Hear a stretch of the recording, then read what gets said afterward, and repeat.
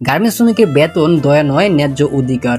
আসসালামু আলাইকুম প্রিয় দর্শক, আজ আমরা এমন কিছু মানুষের কথা বলবো যাদের পরিশ্রম আমাদের দেশের অর্থনীতি অনেকটা এগিয়ে যায়। তারা হলেন আমাদের গার্মেন্টস শ্রমিক। বিশেষ করে সেই মানুষগুলো যারা সকাল থেকে রাত পর্যন্ত কারখানা কাজ করেন, কাপড় তৈরি করেন, পোশাক তৈরি করেন, আর সেই পোশাক বিদেশে রপ্তানি হয়ে দেশের জন্য বৈদেশিক মুদ্রা নিয়ে আসে। কিন্তু একটা প্রশ্ন থেকেই যায়, শ্রমিকরা কি তাদের পরিশ্রমের ন্যায্য মূল্য পাচ্ছে? একজন গার্মেন্টস শ্রমিকের মাসিক খরচের দিকে একটু বাস্তবভাবে তাকাই। বাসা ভাড়া 5 থেকে 6 হাজার টাকা চলে যায়, খাবার ও বাজারে লাগে প্রায় 7 থেকে 9 হাজার টাকা, যাতায়াতে 1,500 থেকে 2,000 টাকা লাগে, মোবাইল সহ অন্যান্য প্রয়োজনীয় খরচে 500 থেকে 1,000 টাকা, চিকিৎসা ও জরুরি খরচ ধরলে আরো প্রায় 1,000 টাকা। আর পরিবারের সদস্য বা সন্তানদের পড়াশোনা, ওষুধ, পোশাক কিংবা অন্যান্য প্রয়োজনের জন্য আরো 2 থেকে 3,000 টাকা দরকার হতে পারে। সব মিলিয়ে একজন শ্রমিকের মাসিক খরচ দাঁড়াতে পারে প্রায় 17,000 থেকে 22,000 টাকা বা তারও বেশি। এখন একটু চিন্তা করুন, যদি একজন শ্রমিকের নিজের জীবন চালাতেই এত টাকা লাগে, তাহলে তার বেতন কত হওয়া উচিত?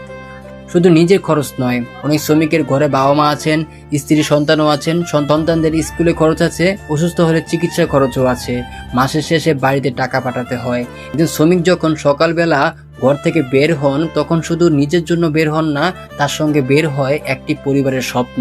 কারো সন্তান ভালো স্কুলে পড়বে এই স্বপ্ন নিয়ে, কারো বৃদ্ধ বাবা মায়ের ওষুধ কিনতে হবে এই দায়িত্ব নিয়ে, কারো ঘরে হয়তো মাসের বাজার শেষ হয়ে গেছে এই চিন্তা।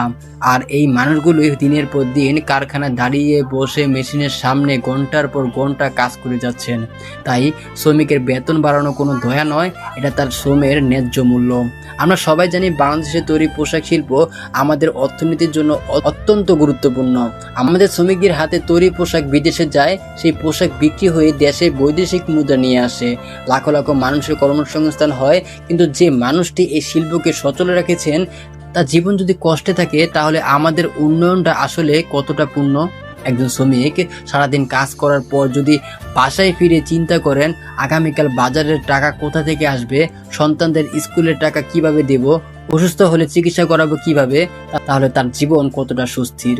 আমাদের মনে রাখতে হবে, শ্রমিক শুধু একজন কর্মচারী নন, তিনি একজন বাবা, তিনি একজন মা, তিনি একজন সন্তান, তিনি একজন স্বামী বা স্ত্রী। তারও স্বপ্ন আছে, তারও সম্মান আছে, তারও ভালোভাবে বাঁচার অধিকার আছে। তাই বাস্তব খরচের হিসাব বিবেচনা করে শ্রমিকের জন্য একটি ন্যায্য ও সম্মানজনক বেতন নিশ্চিত করা দরকার। একই সঙ্গে মালিক পক্ষের কথাও আমাদের বুঝতে হবে। একটি কারখানা চালাতে অনেক খরচ হয়, বিদ্যুৎ, গ্যাস, কাঁচামাল, পরিবহন, রপ্তানি খরচ, সবকিছুরই মূল্য বেড়েছে। তাই শ্রমিকের বেতন বাড়ানোর পাশাপাশি শিল্পকে টিকিয়ে রাখার জন্য সরকার ও মালিক ও শ্রমিক 3 পক্ষেই বসে বাস্তবসম্মত সমাধান করতে হবে। কারণ শ্রমিক ভালো থাকলে শিল্প ভালো থাকবে, শিল্প ভালো থাকলে দেশের অর্থনীতি ভালো থাকবে, আর দেশের অর্থনীতি ভালো থাকলে উপকার পাবে পুরো বাংলাদেশ। আমরা এমন একটি বাংলাদেশ চাই যেখানে একজন শ্রমিক মাস শেষে বেতন হাতে নিয়ে অন্তত বলতে পারে, আমি আমার পরিবারের জন্য কিছু করতে পেরেছি। আমরা এমন একটা বাংলাদেশ চাই যেখানে শ্রমিকের সন্তানও স্বপ্ন দেখতে পারে, যেখানে একজন শ্রমিক অসুস্থ হলে চিকিৎসা করতে ভয় পাবে না, যেখানে মাসের শেষ সপ্তাহে খাবারের চিন্তায় একজন মায়ের চোখে পানি আসবে না। মনে রাখতে হবে, শ্রমিক বাঁচলে শিল্প বাঁচবে, শ্রমিকের পরিবার বাঁচলে সমাজ বাঁচবে, আর ন্যায্য মজুরি নিশ্চিত হলে গড়ে উঠবে একটি শক্তিশালী ও সমৃদ্ধ বাংলাদেশ। তাই আসুন, শ্রমিকের বেতনকে দয়া হিসেবে নয়, শ্রমের ন্যায্য অধিকার হিসেবে দেখি, বাস্তব খরচে হিসাব করি, ন্যায্য বেতন নিশ্চিত করি এবং আমাদের গার্মেন্টস শ্রমিকদের সম্মানের সঙ্গে বাঁচার সুযোগ করে দিই। কারণ তাদের গামে তৈরি হয় আমাদের দেশের অনেক সাফল্য। ধন্যবাদ সবাইকে। আসসালামু আলাইকুম। সবাই ভালো থাকবেন, সাবস্ক্রাইব করে পাশে থাকবেন।